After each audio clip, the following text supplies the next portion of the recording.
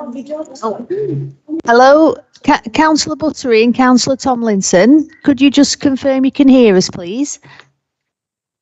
Yeah, I can confirm that. Thank you. Yes, I can confirm also. Thank you.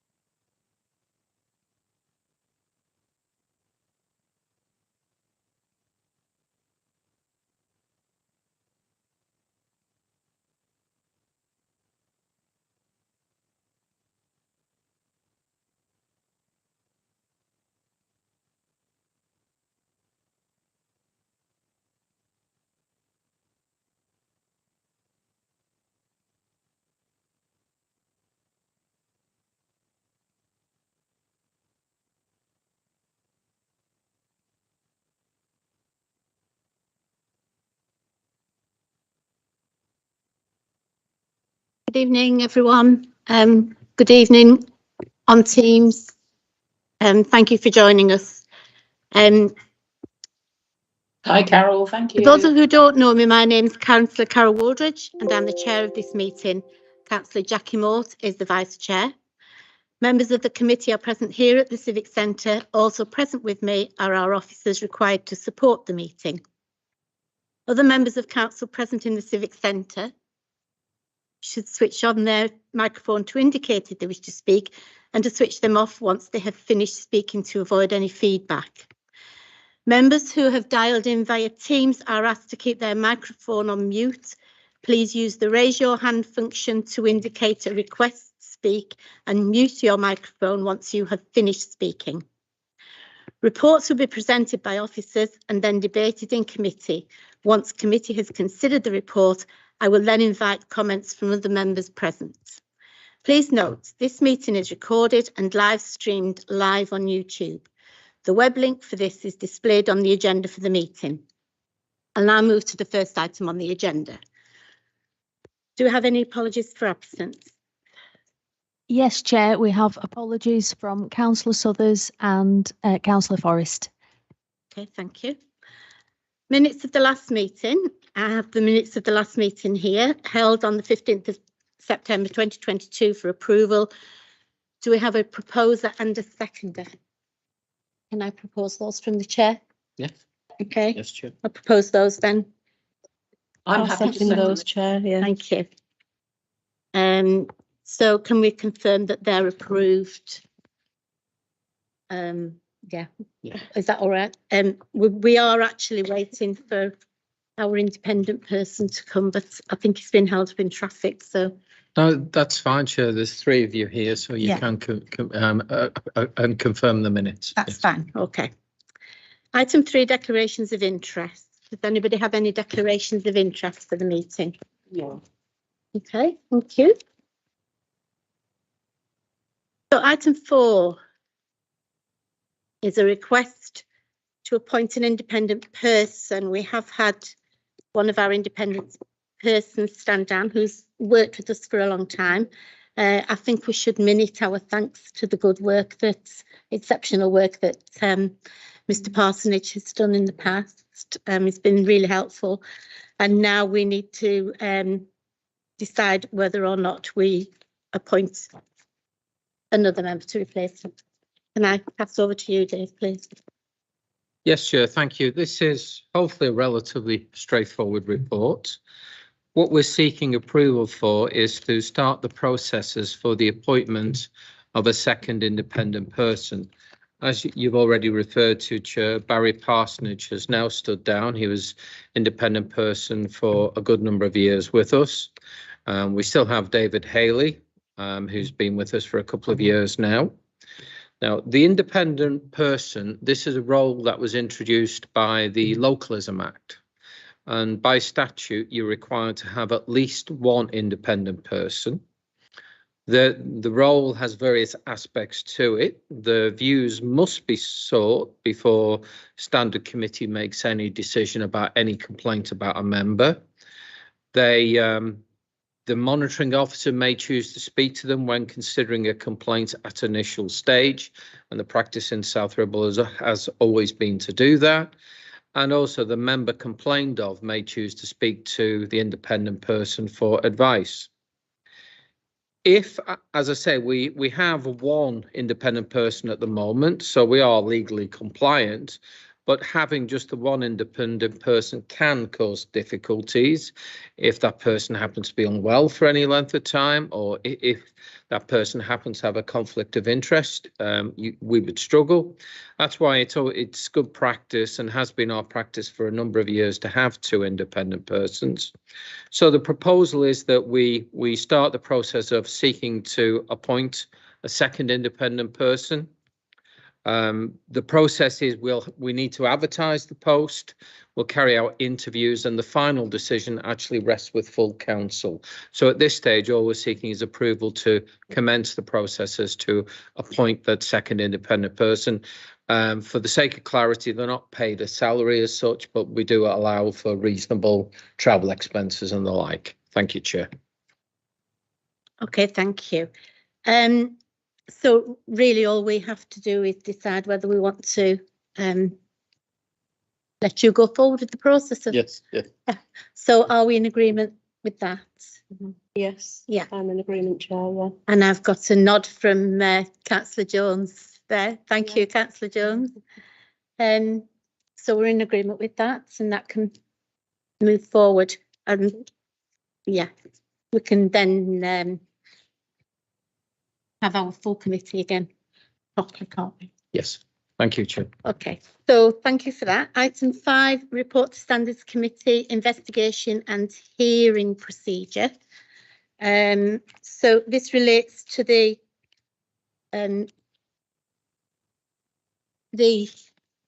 we brought this to the committee last time when we brought the code of conduct that we revised. There were quite a few questions on here that were asked, and this is the new document that you've brought forward. So would you like to read it and go through it with us, please? Yes, Chair. As you pointed out, the Standards Committee considered an initial draft of this paper on the 15th of September. This is related to our work on the new Code of Conduct.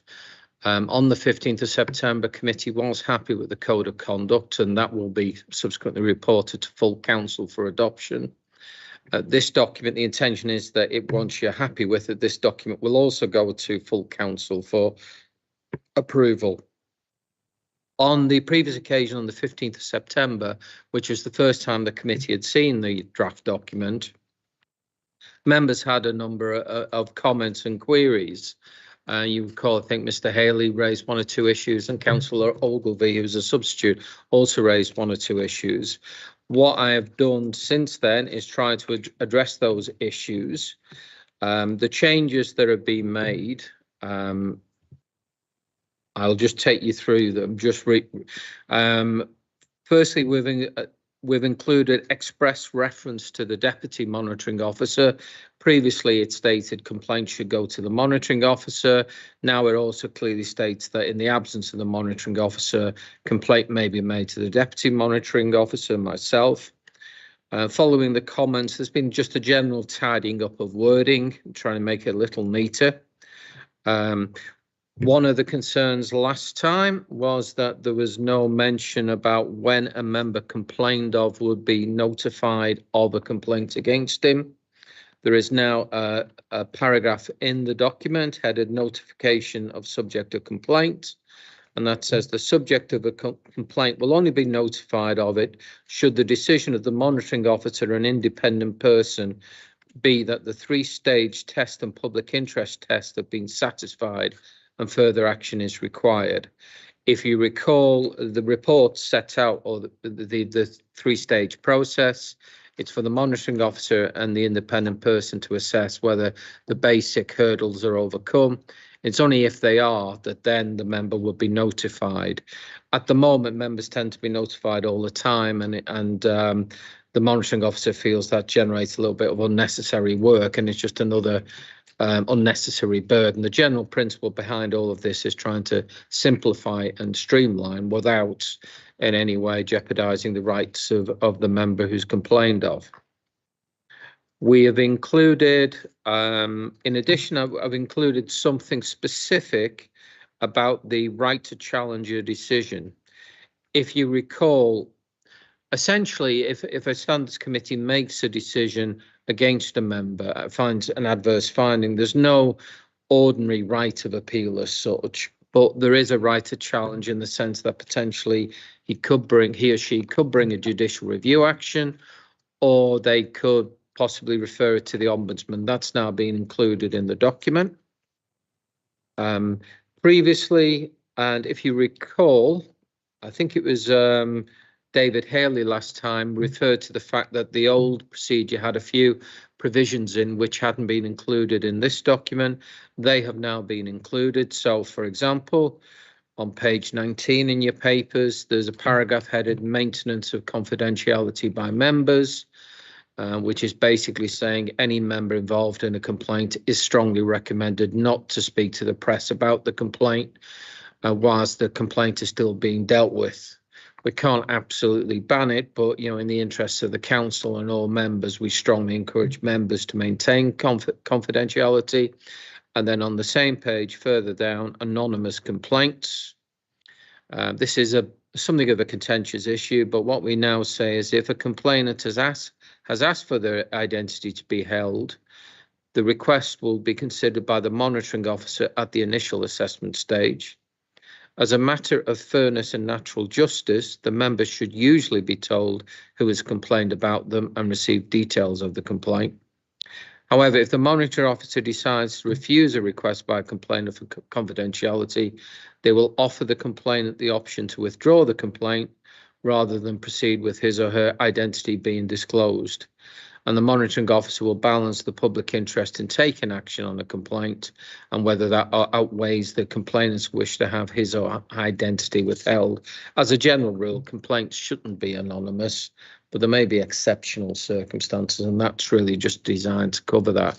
So essentially, the document is as it was last time. It's just been tidied up a little, and some of the specific points that were raised by some members have been addressed. Thank you, Chair. Okay, thank you for that. Does anybody have any comments or questions for Mr. Whelan? No. Obviously, everything's been taken on board that we brought up last time, and I'm happy with this document now. So our recommendation is to take it to council for approval. So can I move that recommendation? Yeah, I'm happy with that, yeah. Okay, and do we all agree with that? Yeah. Well, thank you. That's carried. Thank you, Chair. What I'll try and do now is make sure we get a report to next council, which will have the code of conduct and the investigation and hearing procedure for approval by full council. Okay, that's fine. Can I just say, whilst I think everybody, we've got Councillor Turner on Teams, and whilst she's here, and I know we don't have the independent people here, but can I just say thank you to the working group that put the work into this, and to yourself, Dave, and Chris Moister, and to you, Claire, for all the writing that you've had to do and minutes you've had to produce that. And I think it's been a really good task that we've put together, and I hope council approve it from the work that we've done. So thank you for that, everybody. And I think that's it. Yeah, thank okay. you. Right. Well, thank you, everybody, for especially if you've had to travel in this awful weather outside. We now have to travel back again. So thank you, everybody that's attended on Teams as well. Okay, now I'll close the meeting. Thank you. Thank you. Thank you, Chair. Have a good night.